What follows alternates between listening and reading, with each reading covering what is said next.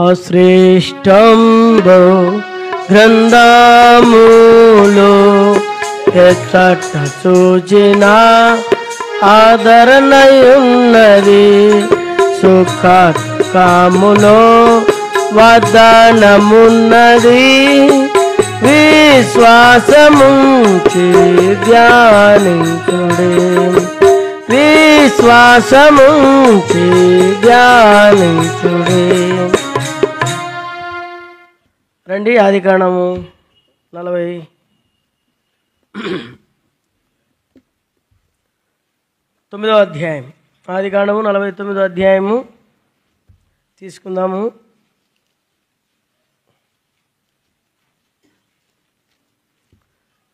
10వ వచనం. షిలోహుకు వచ్చు వరకు యూదా యుద్ధ నుండి దండము తొలగదు, అతని కాళ్ళ మధ్య నుండి రాజదండము తొలగదు, ప్రజలు అతనికి విధేయులై ఉందరు.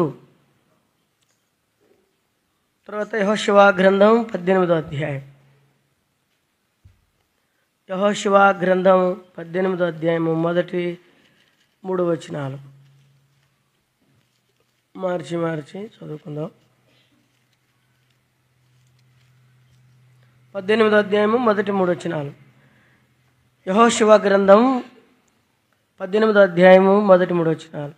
ఇశ్రాయేలీయులు ఆ దేశమును స్వాధీనపరుచుకున్న తర్వాత వారందరూ షిలోహు కూడి వచ్చి అక్కడ ప్రత్యక్షపు గుడారము వేసిరి. ఇశ్రాయేల్లో స్వాస్థ్యం ఇంకొన పొందలేని 7 గోత్రములు ఉండెను. కావున యెహోషువ ఇశ్రాయేలుతో ఇట్లా, నేను మీ పితరుల దేవుడని యెహోవా మీకు ఇచ్చిన దేశమును స్వాధీనపరచుకుని వెళ్ళకుండా. ఈ భాగంలో మనం చదివినటువంటి లేఖన భాగాలలో షిలోహు అనే మాటను మనం చూస్తూ వచ్చినాం. షిలోహు అంటే దేవుడు సమాధానం తెచ్చువాడు, శాంతి తెచ్చువాడు. రెండవది షిలోహు దేవుని మందిరం. ఇప్పుడు దేవుని మందిరంలో మొట్టమొదటిగా దేవుని ఆరాధించే ప్రజలు ఉండాలని దేవుడు మాట్లాడుతూ వచ్చాడు. మనం రాత్రి కూడా చూసాం, షిలోహులో దేవుడు ఉన్నాడు, షిలోహులో శేషం ఉంది, షిలోహులో దేవుని యొక్క కాపుదల, దేవుని యొక్క ప్రజలతో ఇమ్మానుయేలు దేవుడు ఉన్నాడనేటువంటి మాటలు మనం చూస్తూ వచ్చినాం.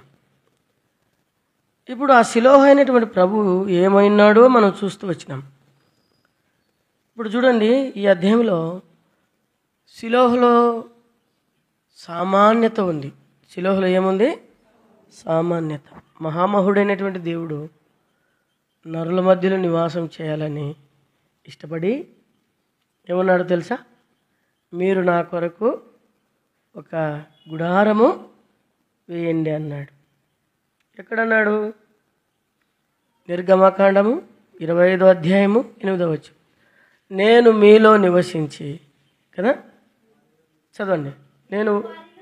నేను వారిలో నివసించినట్లు వారు నాకు ఒక పరిశుద్ధ స్థలము నిర్మింపవలెను. దేవుడు ఏడుండాలని ఇష్టపడుతున్నాడు? మన మధ్యలోన ఉండాలని ఇష్టపడుతున్నాడు దేవుడు. మన దేవుడు మనతో ఉండాలని ఇష్టపడుతున్నాడు. వింటున్నారా? మన దేవుడు ఎవరితో ఉండాలని ఇష్టపడుతున్నాడు?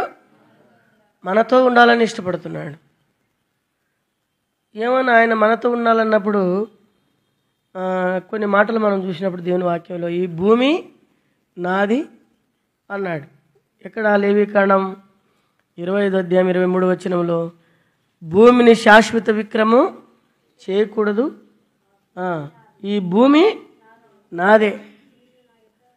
కాబట్టి భూమి ఆయనదే. తర్వాత కీర్తన 24లో చూస్తే అక్కడ ఏమన్నాడంటే, లోకము, దాని సంపూర్ణత, దాని నివాసులు యెహోవా వశం. లోకంలో ఉన్నది కూడా ఆయన సంపూర్ణత, లోకంలో ఉన్న నివాసులు, ఈ భూమి మీద ఉన్నటువంటి మానవులందరూ కూడా ఆయన వశంలో ఉన్నారు. వాటి యొక్క మహిమ, సంపూర్ణత దేవుని వశం. అయితే ఇంకో మాట చూడవచ్చు మనం. కీర్తన 50వ అధ్యాయం 10-11 వచనాల్లో 1000 కొండల మీద ఉన్న పశువులన్నీ నావి. ఎన్ని కొండలు ఉన్నాయి భూమి మీద? ఎవరైనా చెప్తారా? ఎన్ని కొండలు ఉన్నాయి భూమి మీద? ఎన్ని కొండలు ఉన్నాయి? దేవుడే చెప్పినాడు లెక్క. ఎన్ని కొండలు ఉన్నాయి మనకు తెలియదు. 7 కొండలు ఒకసారి ఉంది. యెరూషలేము 7 కొండల మీదే ఉంది. రోమ్ 7 కొండల మీదే ఉంది. మన ఇండియాలో కూడా 7 కొండలు ఉన్నాయి. అంతవరకు మనకు తెలుసు. కానీ కొండలు ఎన్ని ఉన్నాయో, పర్వతాలు ఎన్ని ఉన్నాయో అన్నీ కలిపితే ఎన్ని కొండలు ఉన్నాయంట? 1000 కొండలు ఉన్నాయంట. దేవుడు లెక్క కూడా చెప్పినాడు చూడండి కదా. ఎన్ని కొండలు ఉన్నాయి? 1000 కొండలు. ఇంత మహామహుడైన దేవుడు నేను వారిలో నివసించాలా అని ఇష్టపడ్డాడు. వింటున్నారా? బయటికి అక్కడికి వెళ్ళిన వాళ్ళు లోపలికి వచ్చేసేయండి. దేవుడు ఏమని కోరుకుంటున్నాడు చెప్పండి? ఏం కోరుకుంటున్నాడు? మనలో నివసించాలని.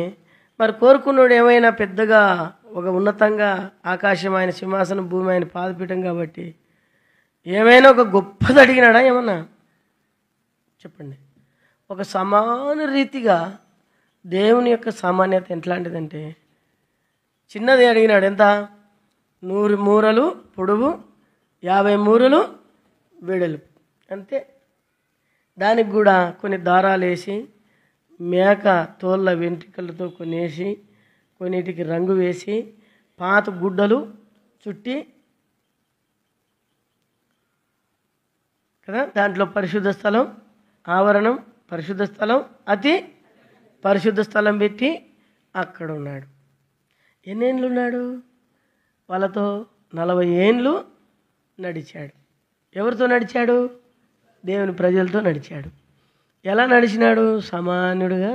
దేవుని యొక్క సామాన్యత అట్లుంటుంది. మనమైతే నేనంటే ఏమనుకుంటేవన్నా అంటాం కదా. నేనంటే ఏమనుకుంటేవన్నా అంటాం మనం. దేవుని యొక్క సామర్థ్యం. మహామహుడైన దేవుడు మానవుల మధ్యలో నివాసం చేయడానికి సామాన్యతను కోరుకున్నాడు. చాలా సింపుల్గా ఈ లోకంలో ఆయన ఆ ప్రజల మధ్యలో ఉన్నారు. తర్వాత ఆ గుడ్డల్ని వాళ్ళు ఇక్కడ నుండి వెళ్ళిపోండి అని చెప్పినప్పుడంతా మరలా అన్ని ఉప్పాలా, అన్ని కొండ్లు ఉప్పాలా, అన్ని తాళ్ళు ఉప్పాలా, అన్నీ కట్టుకోవాలా, వెళ్ళిపోవాలా. అదే పాతది, అదే పాత గుడ్డ, అదే పాతది. ఎన్నేళ్ళు? 40 ఏళ్ళు. మనం ఎన్ని మాటలు కలవరు మారుస్తాం ఇంటికి. సంవత్సరానికి ఎన్నిసార్లు రంగు వేసుకుంటాం, ఎన్నిసార్లు కొత్తగా కొంటాం, ఎన్నిసార్లు కొత్తగా ప్రత్యేకించుకుంటాం. ఇంటికి ఎన్ని మాటలు మనం రంగులు వేసుకుంటాం, ఎన్ని రకాలుగా చేస్తాం. కానీ ఆయన మాత్రం సమాన రీతిలో ఉంటూ వచ్చినాడు. అందుకని భక్సింగ్ గారు కూడా దేవుని మందిరాన్ని పెద్ద పెద్ద పాలరాత్తో కట్టినాడా ఏమన్నా? గుడి గోడల్లో లేడు దేవుడు అని రేకుల షెడ్డు. హెబ్రోన్లో ఎట్లుంటుంది? రేకులు సమాన రీతిలో. దేవుడు సమాన రీతిలో ఈ లోకంలోనికి వచ్చినాడు. సమానుడుగా, సామాన్యతగా ఈ లోకంలో ఉండడానికి ఇష్టపడ్డాడు. మనం ఇష్టపడతామా? ఇప్పుడు ఉదాహరణకు ఒక మాట చెప్తాను. ఇక్కడ మన ప్రధానమంత్రి నరేంద్ర మోదీ సాంసన్ అన్నకు ఫోన్ చేసి, సాంసన్ అన్న, నేను మీ కసాపురంలో ఉండాలనుకుంటున్నాను, ఇంతవరకు నేను సర్వీస్ చేసినాను, అయితే ఈ శేష జీవితాన్ని మీతో గడపాలనుకుంటున్నాను నేను అని అన్నాడు అనుకోండి. ఏమైనా కొంచెం స్థలం ఇస్తావా అంటే ఏమంటాం మనం? ప్రధానమంత్రి మా కాడ ఉండాలంటే నేను ఇస్తాను స్థలం, నేను ఇస్తాను, మేము తలాకింత ఇస్తాం, లేకపోతే మాకున్న డబ్బులన్నీ పెట్టి విలువైనది పెట్టి విలువైన ఇల్లు నీకు కట్టిస్తాం అని అంటామా అనమా? అంటాం. కానీ ప్రభువుని చూసినప్పుడు సమాన రీతిగా, సమానముగా, అందరిలో ఏమి తెలియనివాడుగా ఆయన ఉంటూ వచ్చినాడు. సర్వజ్ఞానుడైనటువంటి దేవుడు మనుషుల మధ్యలో నివాసము చేశాడు. ఎక్కడ కూడా ఆయన తన శక్తిని చూపించుకునేదానికి ఇష్టపడలే భూమి మీద. యేసుప్రభు కూడా చూడండి, యేసుప్రభు గురించి కూడా కొన్ని మాటలు రాయబడ్డాయి. యేసుప్రభు అంతకంటే ముందుగా ఒకసారి దావీదుకు ఒక ఆలోచన వచ్చింది. దావీదుని దేవుడు ఎందుకు ఆశీర్వదించినాడంటే, పితరులైనను ప్రవక్తలైనను ఎవ్వరికి రాని థాట్ ఆయనకు వచ్చింది. ఏం థాట్ అంటే, నా దేవునికి మందిరం ఒకటి కట్టాలా. అందుకు ప్రయాసపడ్డాడు ఆయన. మనం ప్రయాసపడేది ఎందుకు? మిగిలించుకోవాలా, మిగిలించుకోవాలా, మిగిలించుకోవాలా. ఇంకా కొంతమంది ఏమో కొన్ని పరిస్థితులు ఉంటాయి. కొంతమందికి పెళ్ళిళ్ళు కాకుండా కొంతమంది నిలబడిపోతారు అనుకో. వాళ్ళకు ఉన్నటువంటి నేచర్ ఏంటంటే మా దయాదులు చంపాయాలా, మా ఎన్నోళ్ళకు చంపాయాలా, వాళ్ళకి సంపాదించి పెట్టాలా. ఎవరు సాకరు నిన్ను? దేవుని కోసం భగత్ సింగ్ గారు దేనికోసం పడినాడు చెప్పండి? దేని కొరకు ఆయన కష్టపడ్డాడు? దేవుని ప్రజల కోసం. తన దగ్గర ఉన్నది కూడా దేవుని ఇంటి కోసం ఉపయోగించాడు. దాచిపెట్టుకొని పోయి వాళ్ళ అమ్మ వాళ్ళ ఆయనకి, వాళ్ళ బంధువులకి, వాళ్ళ అక్కలకి, కొడుకు కూడా ఇచ్చినాడా? ఏమన్నా కొడుకు ఒకసారి ఎబ్రోనికి వచ్చినాడంట. వచ్చి ఏమైనా 2 కోట్లు నాకు సహాయం చేయని అడిగినాడంటే, ఎన్నడూ లేని కొడుకు వచ్చినాడంటే మనమంతా ఎంత అందరూ హ్యాపీగా ఫీల్ అవుతున్నారంటే, భగత్ సింగ్ గారు కొడుకు వచ్చినాడు హెబ్రోనికి, అప్ప ఏం రక్షణ లేదు. వచ్చినాడు భగత్ సింగ్ గారు కొడుకు వచ్చినాడని అభిమానించేటోళ్ళు, థ్యాంక్ చెప్పేటోళ్ళు అందరూ ఉంటే భగత్ సింగ్ గారు పలకరీ లేదంట ఆయన్ని. కారణం ఏంటంటే రక్షణ లేదు. సరే, అప్పుడు వచ్చినాడంట, తండ్రిని కలిసినాడంట, అడిగినాడంట, ఒక 2 కోట్లు ఉంటే ఏమైనా నాకు, నీ కొడుకును కదా నేను చూపించుకునేదానికి అని చెప్తే ఆయన అన్న మాట ఏంటంటే, 2 కోట్లు ఉన్నాయి కానీ అవి ఇంకా ఉతకలేదు అన్నాడంట. అవి ఇంకా ఉతకలేదు అన్నాడు. అంటే ఏంది ఉద్దేశం ఏంది ఆయనకి? ఏదైనా సంపాదించి నాకు పెట్టాడేమో మన ఆయన అనుకొని వచ్చినాడు. తర్వాత తండ్రిని వచ్చి అడిగినాడు, నువ్వేమైనా ఇంతమంది ఉన్నారు, ఇంత స్థలం ఉంది, ఇవన్నీ ఉన్నాయి, ఇవన్నీ ప్రాఫిట్లు ఉన్నాయి, ఇంతగా నీకు ఉంది కదా, ఏమైనా నా కోసం సంపాదించినావా అని అడిగితే, నేను సంపాదించిందంతా ఒక శాప, ఒక బైబిల్ మాత్రమే. సమాన రీతిగా ఉంటూ వచ్చినాడు భగత్ సింగ్ గారు. మనం మనోళ్ళ కోసం గొప్ప చేయని చూస్తుంటాం. మా ఊరిలో ఆయమ్మ లక్ష్మక్క అని ఉండేది. ఆ అమ్మకు అన్నీ తాడిసిన బొంగరం ఏదో చెప్తారు, ముగుదాడి తెగిపోయిన ఎద్దు తీరు ఉంది ఆ అమ్మ. ఏంది లేదు, వెనక లేదు, ముందు లేదు. చుట్టూ వాళ్ళ అన్నలు చుట్టే తిరుగుతుంది, అక్కచెల్లెని చుట్టే తిరుగుతుంది. వాళ్ళ చేనుకే సర్ది కట్టుకుని పోయేది, వాళ్ళ చేనులోనే పని చేసేది. చివరికి చచ్చిపోతే మున్సిపాలిటీలు వేసుకొని పోయి వాళ్ళకేం ఉన్నంతకాలం చేపించుకున్నారు, తిన్నారు, దాటుకున్నారు. అదే సంఘంలో ఉన్న కానీ ఉంటే, దేవుని ఇంటికి పెట్టింటే, దేవుని ప్రజలతో కలిసి ఉంటే ఎంత దీవించబడేది. ఎక్కడి నుండి వచ్చేవాళ్ళు, ఎంత ఘనంగా ఆమెను తీసుకొని పోయేటోళ్ళు. అందుకనే దేవుని బిడ్డలు యేసుప్రభు నమ్మిన తర్వాత బంధుప్రీతి అనేటువంటిది ఉండకూడదు, సామాను రీతిగా ఉండాలి. అన్ని ప్రభువుకే. దావీదుకి ఆలోచన వచ్చింది, నా దేవునికి ఏదైనా నేను చేయాలి, దేవుని మందిరానికి ప్రయాసపడాలి, దేవుని ఆత్మల కొరకు సరైన ఆరాధన. యెజబేలు దయ్యముల ఆరాధన తీసుకొస్తే దావీదు నిజదేవుని ఆరాధన తీసుకొచ్చాడు. నువ్వు ఎలాగ నడిపిస్తున్నావు ప్రజల్ని, ఎలాగో ప్రజలు ఏ వైపుకు నడిపిస్తున్నావు, ఏ వైపుకు మళ్ళిస్తున్నావు, నీ ప్రవర్తన ద్వారా నీ సాక్ష్యమును బట్టి దేవుని నామానికి ఎంత మహిమ వస్తుంది. మనం ఎట్లయినా తిప్పేయచ్చు, తిరిగేయచ్చు, రకరకాలుగా మాట్లాడవచ్చు. అది దేవునికి, అట్లాంటివి దేవునికి అవసరం లేదు. దేవుని యొక్క చిత్తాన్ని, దేవునితో సమ్మతించడం, దేవునితో కలిసి ఉండడం, ఆయన మనసే నా మనస్సు, నా మనసే ఆయన మనస్సు ఏకం కావాలా. అప్పుడు దేవుడు ఏం కావాలన్నా మనకు ఇస్తాడు. సరే, ఇప్పుడు చూసినప్పుడు సమాన రీతిగా అంత గొప్ప దేవుడు ఏదో తెరల సాటున, ఏదో రగ్గుబట్టలు ఉన్నట్టుంటాయి, దాని సాటున మందసం దగ్గర ఆయన అనుదినము తన ప్రజల దగ్గరకు వచ్చాడు. ఎంతో గొప్పవాడు, ఉన్నతమైన స్థానము, బంగారంతో తాపం చేయబడినటువంటి స్థలంలో ఉండాలనేటువంటి ఉద్దేశం ఆయనకేమీ లేదు. ఈయనకి ఆలోచన వచ్చింది దావీదుకి, నా దేవునికి మందిరం కట్టాలని. అంటే దేవుడు, మనమైతే ఎంత హ్యాపీగా ఫీల్ అవుతాం కదా, హ్యాపీగా ఫీల్ అవుతాం. నన్ను ఎంత గౌరవించినారు చూడండి, నా కొరకు ఇల్లు కట్టించినారు, నా కొరకు అది చేసినారు, ఇది చేసినారని. ప్రభు వచ్చి ఏమన్నాడో తెలుసా, నేను గుడారాల్లో ఉంటూ వచ్చినాను, తెరల సాటుకు ముఖం కప్పుకుంటూ వచ్చినాను, నేను ఎవరినైనా నాకు మందిరం కట్టిమని అడిగినానా అని అడిగినాడు. చదవండి మాటలు. 2 సమూయేలు గ్రంథం 7వ అధ్యాయం 6వ వచనం నుండి చదవండి. 2 సమూయేలు గ్రంథం 7వ అధ్యాయము 6వ వచనం నుండి. 2 సమూయేలు గ్రంథం 7వ అధ్యాయము 6వ వచనం నుండి. ఐగుప్తులో నుండి చూడండి, నేను ఇశ్రాయేలును రప్పించిన నాటి నుండి నేటి వరకు మందిరంలో నివసింపక డేరాల్లోను గుడారంలో నివసించుచు సంచరించి తిని. దేవుడు ఎంత మాట అంటున్నాడు చూడండి. ఆ దేవుడు ఏడుంటూ వచ్చినాడంటే వాళ్ళ మధ్యలో, వాళ్ళ డేర్లో ఉంటే ఈయన కూడా డేర్లోనే ఉన్నాడు. మనం పాలరాతలతో కట్టించుకుంటాం ఇండ్లు, పాలరాతలతో అప్పులు చేసుకునేది, కట్టుకునేది, ఎచ్చులు వేది, రొచ్చులు పడేది. ఏం అవసరం అంతా? మా దగ్గర ఒక ఆయన్ని బాగా ఊదినారు. అంటే చెప్పి చెప్పి చెప్పి చెప్పి పైకి ఎక్కించినారు. నీళ్ళు అక్కడ రా, ఎట్లా కట్టించినావంటే ఇల్లు, అట్లాంటి ఇల్లుకి గ్రాండేట్ వేసుకుంటే ఇంకా బాగుంటుంది చూడరా అని చెప్పినారు. ఈయన ఉబ్బిపోయి తబ్బిపోయి బోర్లో పడి గ్రాండేట్ అని చెప్పినాడు. గ్రాండేట్ పెడితే 7 లక్షలు అప్పయింది. ఇప్పుడు తిరిగిన తుక్కంతా సుంకు కొట్టుకుంటున్నాడు, తిప్పలు పడుతున్నాడు అప్పు దిగక. దేవుని వాక్యం ఏమంటుంది? నీ దగ్గర ఉన్నదాంతోనే తృప్తి కలుగుండు. ఏం గ్రాండేట్ వేసుకుంటూనే ఇల్లా? గ్రాండేట్ లేకుంటే ఇల్లు కాదా? మామూలు బండలు వేసుకో,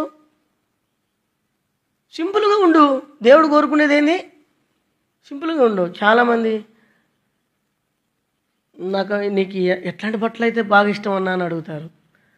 నాకు ఎట్లాంటి బట్టలు అనేది ఇష్టం ఉండదు. దేవుడు నాకు ఇచ్చినటువంటి 100-150 రూపాయల కంటే ఎక్కువ కొనొద్దండి అని చెప్తాను నేను. ఎందుకు? లేదన్నా నీకు పాయింట్ 5,000 ఉండాలా? ఏం చేసుకుంటావు? ఇవన్నీ హెచ్చులు అనమాట. ఇవన్నీ ఏంటివి? హెచ్చులు. దేవుడు అంటున్నాడు, నేను ఐగుప్తుల నుండి బయలుదేరి నా ప్రజలు తీసుకొచ్చినప్పుడు నేను డేరాల్లో ఉన్నాను, నేను గుడారాల్లో ఉన్నాను. నా కొరకు ఏమైనా మందిరమైనా కట్టియండి అని ఎవరు నేను అడిగినానా? ఏమయ్యా, అంత మంచి దేవుడిని, భూమి ఆకాశ సృష్టికర్తను నేను మీ మధ్యలోకి వస్తే నాకు ఇచ్చే విలువ ఇదేనా? నేను ఏం అడగలే. చదవండి ఆ మాటలు. ఏమంటున్నాడు? ఐగుప్తులో నుండి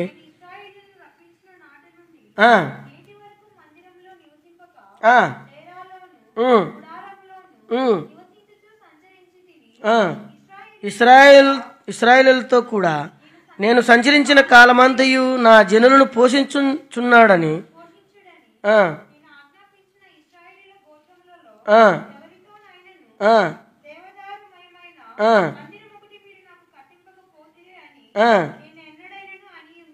చూడండి, నేను ఎన్నడైనా అని ఉంటినా? నేను ఎన్నడైనా మాట అన్నానా? కదా, నేను ఎన్నడైనా అడిగినానా మిమ్మల్ని మందిరం కట్టేయండి నాకు అని? భూమి ఆకాశంలో సృష్టించిన దేవుడు మానవుల చేత సేవింప బడేవాడు కాదాయన, పని చేయించుకునేవాడు కాదాయన. ఏం పని? నాకు అట్లు పెట్టండి, ఇట్లు పెట్టండి, అదేం అడగడాయన. నువ్వు పరిశుద్ధంగా జీవిస్తే చాలు, నీ దగ్గరకు వచ్చి నివాసం చేస్తాడు. సమాన రీతిలోనే వచ్చినాడు. మరి యేసుప్రభుని చూస్తే, యేసుప్రభు కూడా సామాన్యంగానే వచ్చినాడు భూమినికి కదా. మనమైతే అట్లా సామాన్యంగా ఉండడానికి ఇష్టపడతామా? గోరంతరం ఏం చేస్తాం? ఎంత చెప్పుకుంటాం? మేము ఒకప్పుడు ఏమంటాం, ఈ 30 ఎకరాలంతా మాదే, ఏం చేసుకుంటాం? అయితే మా తాత కళ్ళు కమ్మినాడు, అది చెప్తాం కదా. అది వాస్తవమే. ఆనాడు బలహీనులైనటువంటి వాళ్ళని మోసగించి కొనుక్కున్నాడు. అయితే ఈ దినాను ఏమి లేకపోయినా, ఏం సార్ మేమేం తక్కువ అనుకుంటే తక్కువ అంచనా వేసినావు మమ్మల్ని చిన్న చూపు చూస్తున్నావు మందిరంలో. ఏం మేమంత షీపు కనపడుతున్నావా? ఏం పేదోళ్ళని షీప్ అనికి అని చాలామంది దేవుని బిడ్డలు చూసినప్పుడు వాళ్ళని చూసుకున్నప్పుడు మిడతలు అక్కడ కనపడుతుంటారేమో. ఒక ఆయన వచ్చి నన్ను అన్నాడు, నన్ను లేక విశ్వాసాలు అంటున్నాడు. చాలామంది ఏమో మందిరానికి రాకుండా ఉంటే మమ్మల్ని చిన్న చూపు చూస్తున్నారు లేనా? ఎవరు చూసినారా? ఒకరి పేరు చెప్పంటే నీకు అవన్నీ చెప్పాలా? ఎట్లా తెలిసింది నీకు చిన్న చూపు చూస్తున్నాడు? మేము పేదోళ్ళము, మేము తక్కువ, మేము అంగేసుకుంటే ఊర్లో కాపలు కూడా ఓర్చుకున్నారన్నా మమ్మల్ని. మేము పాట పాడితే కూడా అంటే ఇంకా ఘంటసాల కూడా పనికిరాడు. పాట మేము ఆ దినాల్లో పాడుతుంటే ఈలలు కేకలే, ఇదేనంటది. ఏనికి పొగడతలు? ఏం అవసరం ఇవి? అందుకని నేను ఏం చేసినానంటే ఇప్పుడు మా ఓడు వచ్చినాడు, మా ఎల్లుడే వచ్చినాడు, వాడు చాలా వాక్యం చెప్తాడు, నన్ను పాట బాగా పాడతావు మావా అన్నాడు. నన్ను చాలా ఆనందం వచ్చింది నాకు. మావా ఏడ దాక్కున్నావు మావా ఇంతకాలం, నువ్వు ఇక్కడ ఉండకూడదు మావా, నువ్వు కర్నూల్లో పాడిస్తా నేను అన్నాడు. నన్ను ఎంత సంతోషమైందంటే ఇది పోగొట్టుకొని ఇంకా నేను నా కూతుర్లు పాట పాడుతుంటే, ఏంది ఈ మందిరంలో నా కూతుర్లు పాట పాడినారు మీరు, మా కూతుర్లు పాట పాడుతుంటే ఎట్లా నేర్చుకున్నారు మావా నీ కూతుర్లు అన్నాడు నన్ను. చూడు, ఆయన అన్నాడు పొలం ఉంది, భూమి ఉంది, అన్నీ ఉంది మావా, వారానికి 200 ఇస్తాను అన్నాడు. ఈయనేమో నాకు నెలకు 10,000 ఇస్తున్నట్టున్నాడు. నాకు ఆశ్చర్యం కలిగింది. ఇవన్నీ ఎందుకు మనకు? ఉన్నోడు కూడా మేము ఏం లేనోళ్ళు అని చెప్పుకుంటే ఇంకా గొప్ప భాగ్యమే. లేనోనికి ఎందుకంత?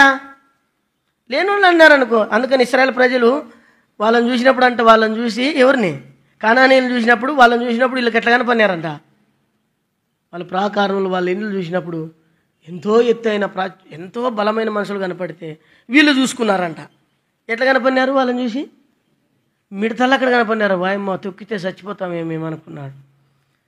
అది దూడోడు దేవుడు మన సామాన్యతను చూస్తాడు. గుర్తుపెట్టుకోండి, మనకు లోకంలో ఏది లేదు. ఆరంభారాలు అవసరం లే, గొప్పలు అవసరం లే, పేరు ప్రఖ్యాతులు అవసరం లే. శిలోహులో సామాన్యత ఉంది. శిలోహులో ఏముంది? సామాన్యత. కొంతమంది దైవభక్తులు పులిపిట మీదకి ఎక్కినప్పుడు వాచ్ కూడా పెట్టుకోరు, వాళ్ళు తక్కువ కూడా వేసుకోరు. ఇప్పుడు ఏం లేకపోయినా ఇస్తారు, లేని బయటికి పోరు. ఏం అవన్నీ అవసరం లే. ఇప్పుడు వచ్చింది కాబట్టి అవి వేసుకోవాలి అంతే. సామాన్య రీతిలో కనపడాలా. ప్రత్యేకత ఏమి లేదు మనకి, ప్రత్యేకత మనకు ఏమి లేదు. ప్రభువైన యేసుక్రీస్తుని చూసినప్పుడు చూడండి, ఆయన ఎట్లున్నాడంట? సామాన్యుడుగా. ఎక్కడైనా కానీ ఆయన కనపడినాడా? చెప్పినాడా?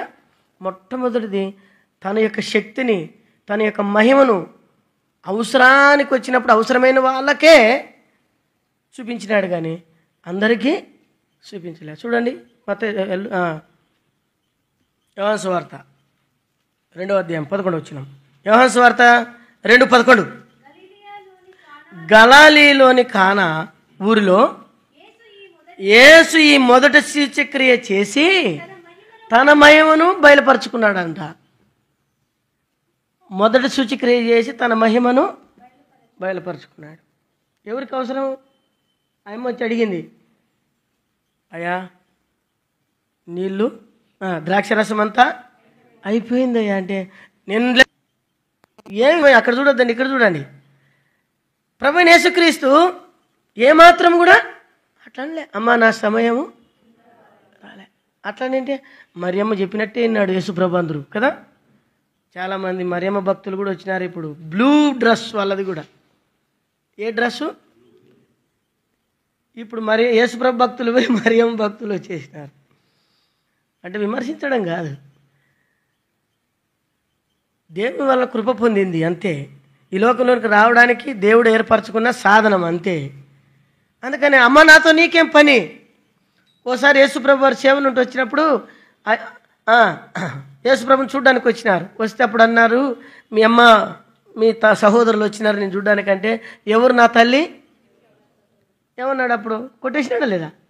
మళ్ళీ తర్వాత శిలువ మరణం దగ్గర ఏమన్నాడు? అమ్మా ఇతడే నీ కుమారుడు అన్నాడు. ఆ పోస్ట్ కూడా తీసేసినాడు.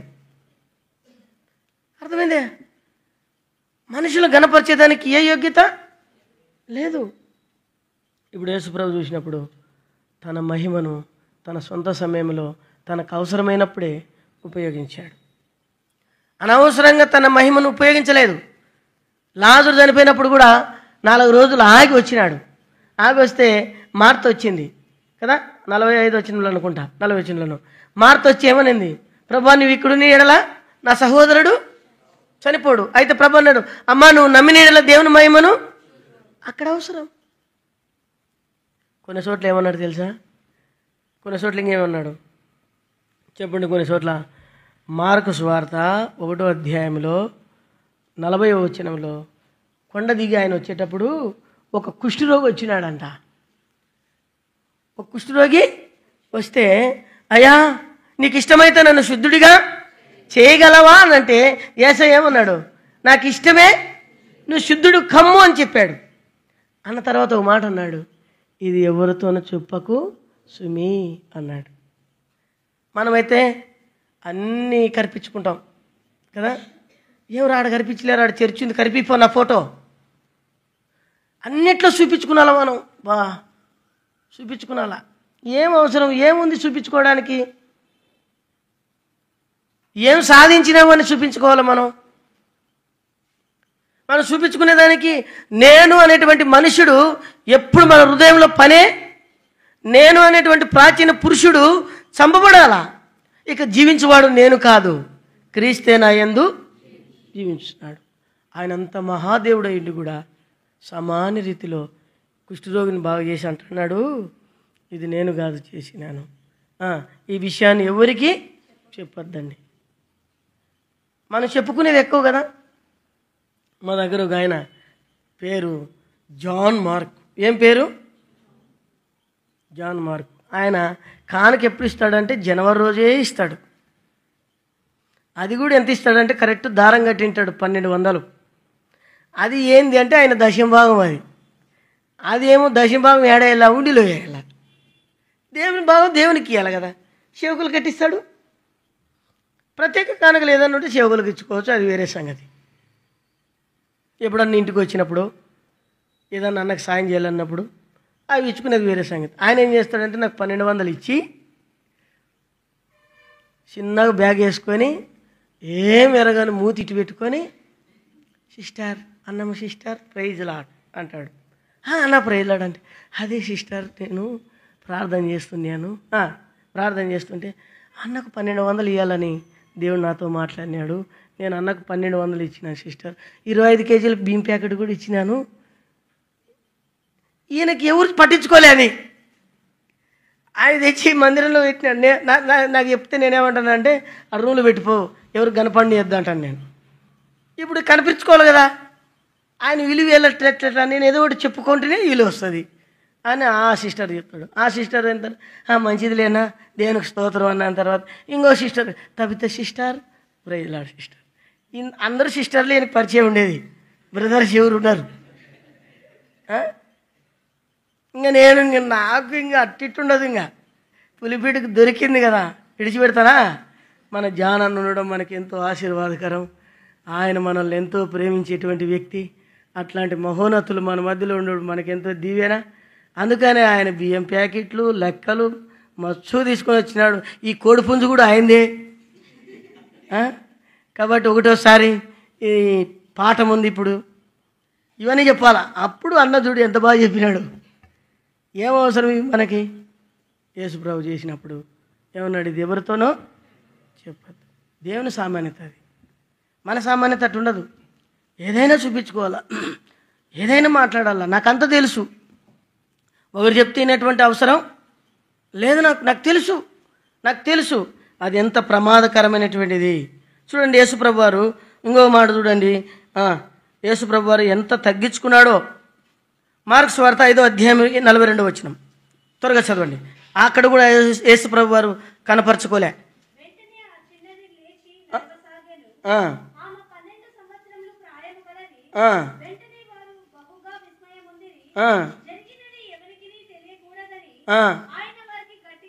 గట్టిగా ఆజ్ఞాపించినాడంట.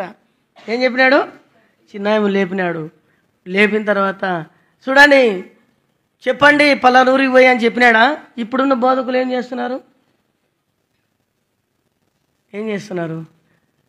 బతికిన వాళ్ళనే పండు పెడతాడారు. ఆయన పండుకున్న వాళ్ళని లేపితే వీళ్ళు ఏం చేస్తున్నారు? ఆయన కాటకు పోతలకలు కింద పడతారు. వెనకలు పట్టుకునేకి ఇద్దరు జమ అయి ఉంటారు. వాళ్ళు ఏమైనా మాట్లాడుకుని ఉంటారో ఏమో నాకు అర్థం కాదు. నేను ఒకనాడు చూసినాను, ఒకరోజు వేషం వేసుకొని పోయినాను. మన సంఘంలో ఉన్నప్పుడే పోయి ఆయన నిజంగా గడుపుతాడా ఊక చెప్తాడని పోయి ఆయన ఎక్కి నాకు ప్రార్థన చేశారని పోయినాను. అప్పుడు విశ్వాసి అందరం గడిపినాడు కానీ నన్ను కింద పడేయలేకపోయినాడు. ఇది ఏందో డమ్మీ ఆత్మ అనుకున్నాను. ఇది ఏ ఆత్మ? ఇదంతా డమ్మీ. ఈయన ఒక డమ్మీ, ఈయన ఆత్మ కూడా డమ్మిదే. ఏంది పడగొట్టేది? ఏంది గొప్పతనం దాంట్లో? కాబట్టి అట్లయిపోయింది. ఒక ఆయన అయితే క్యాన్సర్ వచ్చింది. క్యాన్సర్ వస్తే ఏం చెప్పాలయ్యా? మనం పోయి మంచి హాస్పిటల్ చూపించుకో, ప్రార్థన చేస్తావు నీ కొరకు అని చెప్పాలా? పోదును, నువ్వు పోనీకి లేదు. దేవుడు నిన్ను స్వస్థపరచబోతున్నాడు, నీ దేవుడు నిన్ను ముట్టబోతున్నాడు అంటే వాళ్ళు కొత్తగా వచ్చిన వాళ్ళు, వాళ్ళకి ఏం తెలియదు పాపం అని నమ్మినారు పాపం అయ్యగారిని నమ్మితే ఫస్ట్ రోజు బాగుంది, రెండో రోజు మలబడిపోయింది. సుమారుగా వచ్చే అప్పటికే 4th స్టేజ్లో ఉంది. ఇంకా 5వ రోజుకు చచ్చిపోయింది.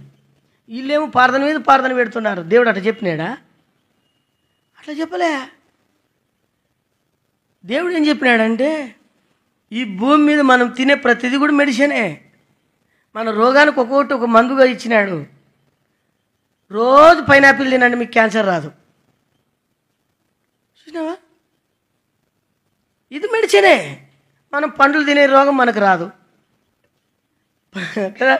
బెండకాయ తినండి, బ్రెయిన్ బాగా పెరుగుతుంది అంటే, లేదు బెండకాయ తింటే బెండ్ అయిపోతారు, తినాకండి అంటే.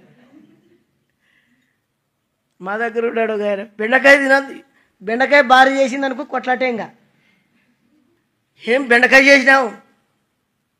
బెండకాయ తింటే బెండ్ అయిపోతావు, వంగిందంట. చూడాడు ఆయమ్మ, సుదురుల ఆయమ్మ వంగి నడుస్తుందంట. నాకు చెప్పి ఊళ్ళో పోయింటే బెండకాయ తిని వంగిపోయింది సార్ అన్నారంట. ఏం చెప్పాలా ఆయనకి? ఇట తయారైనా మనం దాని విలువ తెలియడంలే. ప్రార్థన చేయాలా? మనం ఇచ్చే ట్రీట్మెంట్ కూడా, తినే ఆహారం కూడా. కాబట్టి దేవుడు మన కొరకే ఇచ్చినాడు తినడానికి. ఆ దేవుని యొక్క గొప్పతనం. కాబట్టి ఏది హెచ్చులు అవసరం లే, హాస్పిటల్ విషయంలో హెచ్చులు అవసరం లే, బోధ విషయంలో హెచ్చులు అవసరం లే, ప్రార్థన విషయంలో హెచ్చులు అవసరం లే, దేవుని సేవించే విషయంలో హెచ్చులు అవసరం లే. కనపడకూడదు మనం. ఆయన గుడ్డోని కళ్ళు తెరిచాడు. 2 గుడ్డి వాళ్ళు ఎరుకోలో తెరిచినప్పుడు ఇంట్లోకి వచ్చినాక మీకేం కావాలంటే, అయ్యా మా పుట్టు గుడ్డి వాళ్ళం. వెంటనే ముట్టినాడు, బాగా చేసినాడు. అప్పుడు అన్నాడు వెంటనే, ఈ సంగతి ఎవరితోనూ చెప్పొద్దండి. ఆయన సామాన్యత, ఆయన తగ్గింపు. అదే దేవుని యొక్క తగ్గింపు మనకు అవసరమైనటువంటిది గనక దేవుని బిడ్డలారా, ఆయన ఈ లోకంలో ఉన్నప్పుడు ఏది కూడా నోచుకోలేదు. ఒకసారి అంటే యేసుప్రభుని 5 రొట్టెలు 2 చేపలు పంచితే బలంతాన్ని పట్టుకొని పోయి ఆయన రాజు చేయాలనుకున్నారంట. మనమైతే ఎదురు చూస్తుంటాం కదా, ఎప్పుడు చేస్తారో నన్ను, నన్నేమో అనుకోలేదే, నేను ఇంత చేర్చి కూడా. ఒక బోధకుడు వచ్చినాడు. ఒక బోధకుడు మా దగ్గరకు వచ్చినాడు. మన బోధకుడే, పేరు చెప్తే అంత మంచిది కాదేమో, ఆయన రౌడీలు పంపిస్తాడు. ఎందుకు వచ్చింది పేరు చెప్పాను. కాబట్టి ఆ బోధకుడు ఏం చేసినాడంటే, ఒక కొత్తగా పిల్లోడు మందిరానికి వస్తున్నాడు. ఆ బోధకుడు వచ్చి ఆయనకి ఏంటంటే ఎప్పుడూ ఆయన గురించి చెప్పుకోవాలని అనమాట. ఒక ఆయన ఉన్నాడు మనకి, ఒక నాయకుడు, ఏ కనిపెట్టింది నేనే అంటుంటాడు ఆయన. ఈ ఏ కూడా ఆ దినాల్లో నేనే. అమెరికా ఆయనకి ఎవరికి ఏ కనిపెట్టినాడు? ఎవరు ఉన్నాడు? ట్రంప్ ఫ్రెండు ఎవరు? ఎలన్ మస్క్ ఏంది ఆయన పేరు? ఆయనకు ఫోన్ చేసి ఈయనే చెప్పినాడంట. అర్థమైందే? మన్నైతే ఇంకా పెద్ద జోకు. ఏం జోకు అంటే, తుఫానుని ఎత్తుకొని పోయి బరేసినాడు తెలంగాణలోకి. అదొక ఆయన నాయకుడు. ఒక్కోరు ఒకటి ఏమొస్తుంది అవి అట్లా అనమాట. మనం చాలాసార్లు ఇలాంటివి మనం ప్రవర్తిస్తుంటాం. యేసు ప్రభు యోహాను సువార్త 6వ అధ్యాయంలో వచ్చినప్పుడు చూస్తే అక్కడ రాయబడినటువంటి మాట ఏమని రాయబడింది తెలుసా? చదవండి ఆ మాటలు. యోహాను సువార్త 6వ అధ్యాయం 14-15 వచనాలు చదవండి. యేసు చేసిన సూచక్రియను చూచి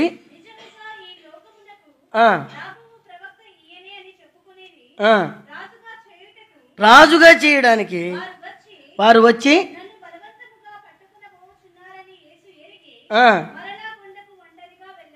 తప్పించుకొని వెళ్ళిపోయినాడు కదా. ఘనత కోరుకున్నాడు ఆయన? కోరుకోలే. బలంతాన్ని రాజు చేయాలనుకున్నారు. దీనికోసమే కదా నేను వచ్చినది అనాలి ఆయన కదా. యూదులకి రాజుగా వచ్చింది నేను అందుకే కదా. ఎంత మంచి ఆలోచన చేసినారు మీరు మనమైతే అంటామా లేదా? ఇంత ప్రయాసపడినామన్నా, నిన్ను సన్మానం చేయాలనుకున్నాం మేము, తెచ్చుకున్నారా అన్నీ? మనమైతే అన్నీ అడుగుతాం కదా. ఏమో సార్ కొంచెం శాలువా తెచ్చినారా లేదని అడగమన్నాడు, అడుగుతున్నాను అందుకనే అని చెప్తారు మనమైతే కదా. అన్నీ తెచ్చుకున్నారా? సార్కి అట్లాంటివంటే ఇష్టం ఉండదు. ఏమంటే మీ బలంతలు కాబట్టి మళ్ళీ ఇదొక డైలాగు. ఏం అవసరం?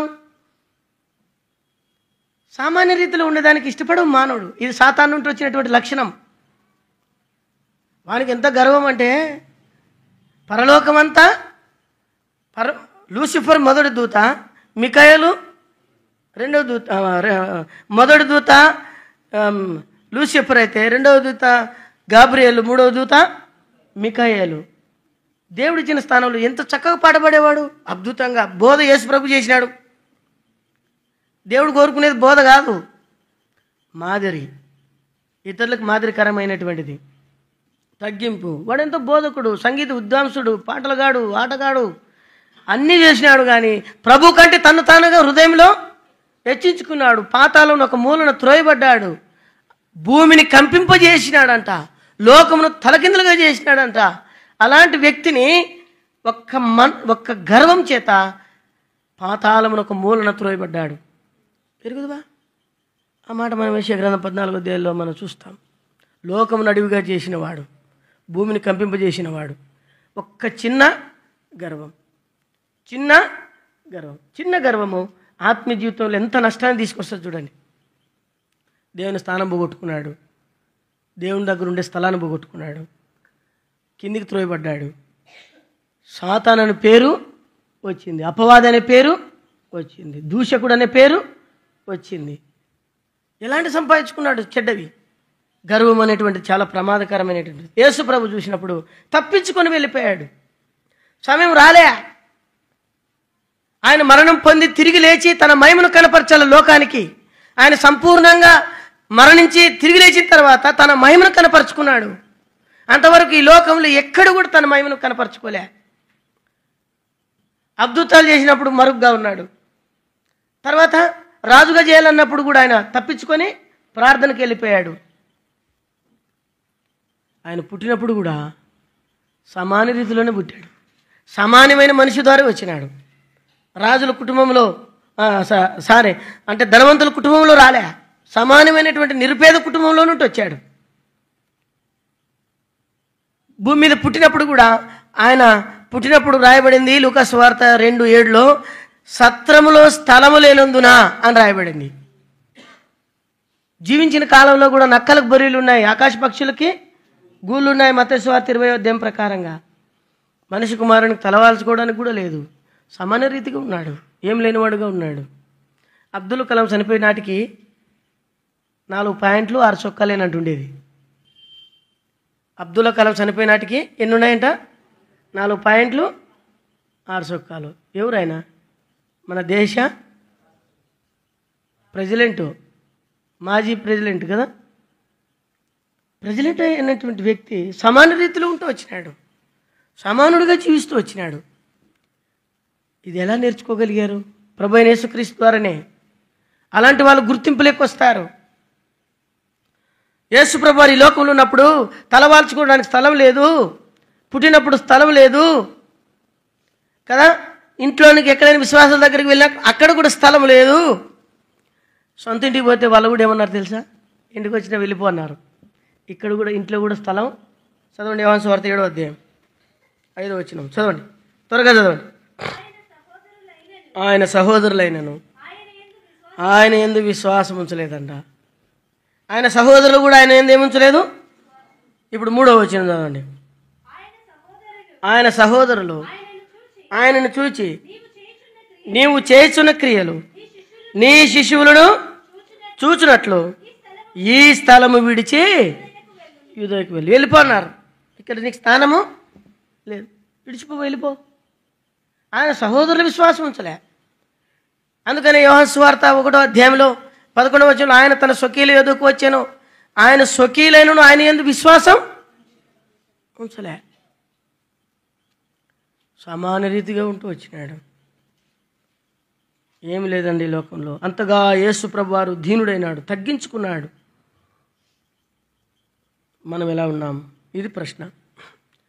గుర్తుపెట్టుకోండి, అతిశయము నేనైనటువంటి గర్వం కానీ మనలో ప్రవేశిస్తేనంట పశువులు లాంటి వాడు అంట. వాళ్ళు మనుషులు కాదంట. వాళ్ళు ఎవరు ఏమంటారు? వాళ్ళని పశువులు అంట.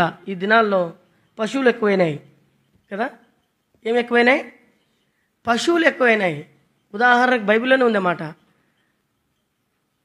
మొదట సామెతల గ్రంథంలో సామెతల గ్రంథం 16:18 అంటాడు, నాశనమునకు ముందు గర్వము నడుచును కదా, పడిపోటుకు ముందు అహంకారం మనసుండును. అయితే దానియేలు గ్రంథం 4వ అధ్యాయంలో దానియేలు గ్రంథం 4వ అధ్యాయం 30 నుండి 37 వరకు రాయబడింది. తన రాజభవనము, తన ఇల్లుని, తన అధికారమును చూచి, తన కట్టినటువంటి ఇల్లును బట్టి అతిశయించి, ఇది నేను కట్టినది అని చెప్పి గర్వించి, ఇది దేవుడు నాకు ఇచ్చినాడని చెప్పకుండా రాజు గర్వించినందున రాజ్యం త్రేసివేయబడింది. పశువు అయినాడు, పశువు వలె ప్రవర్తించినాడంట. తగ్గించుకోకపోతే ఏమవుతారు మనుషులు? పశువులు.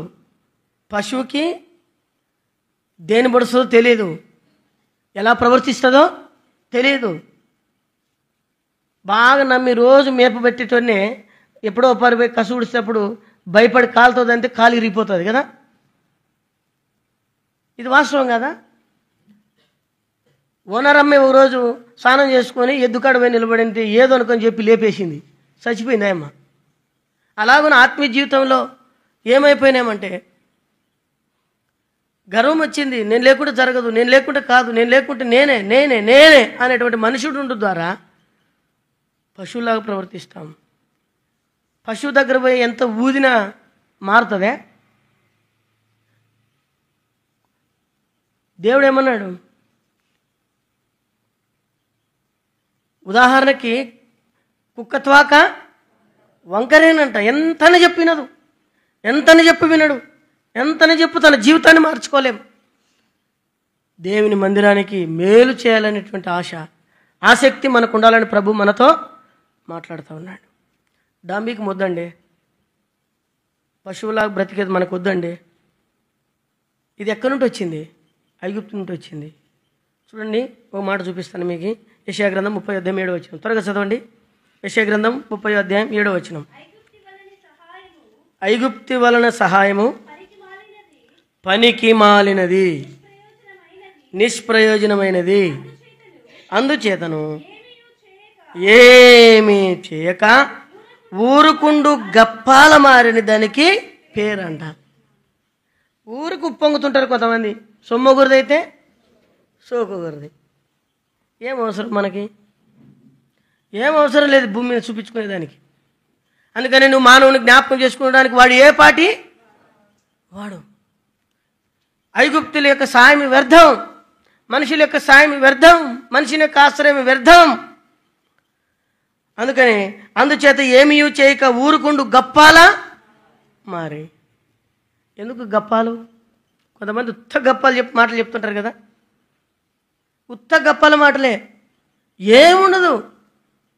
గోరంతా కొండంతలుగా చేసి పరజనము తన సొంతముగా చూపి, గోరంతా కొండంతలుగా చేసి పరజనము తన సొంతముగా చూపి, గప్పాలు కొట్టే పెద్దమ్మో గొప్పలు చెప్పవద్దమో, గప్పాలు కొట్టే పెద్దయ్యో గొప్పలు చెప్పవద్దయ్యో.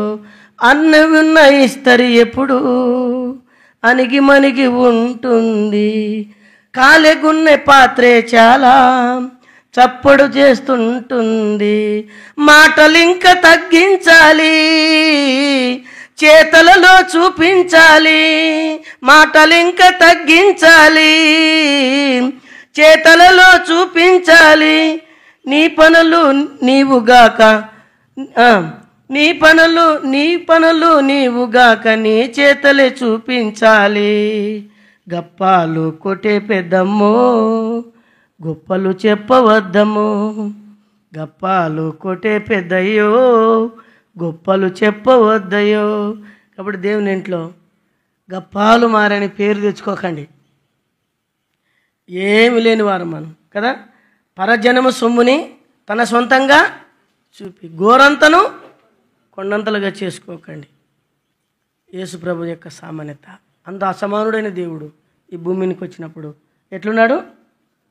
సామాన్య రీతిలోనే ఉన్నాడు. మనం కూడా సామాన్య రీతిలో, భక్ష్యం గారు కూడా సామాన్య రీతిలోనే ఉన్నాడు. మనమందరం కూడా సామాన్య రీతిలో ఉండాలని ప్రభు మనతో మాట్లాడుతుంది. దేవుడి మాటలు దీవించునుగాక.